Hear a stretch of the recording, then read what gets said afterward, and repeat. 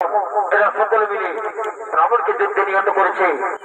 তাই রাবণ মারা গেছে, হনুমান ও হনুমানের দল সীতা দেবীকে পেয়ে আনন্দে মুখরিত হয়েছে।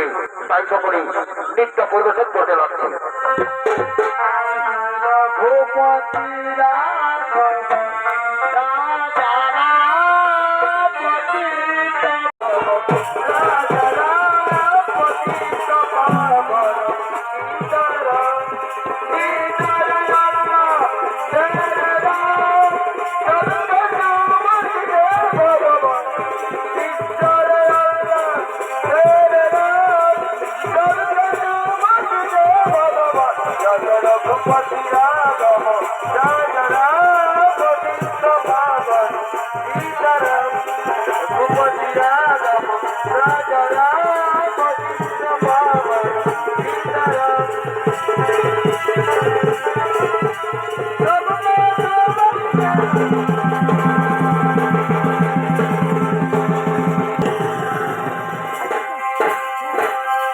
নমস্কার নমস্কার।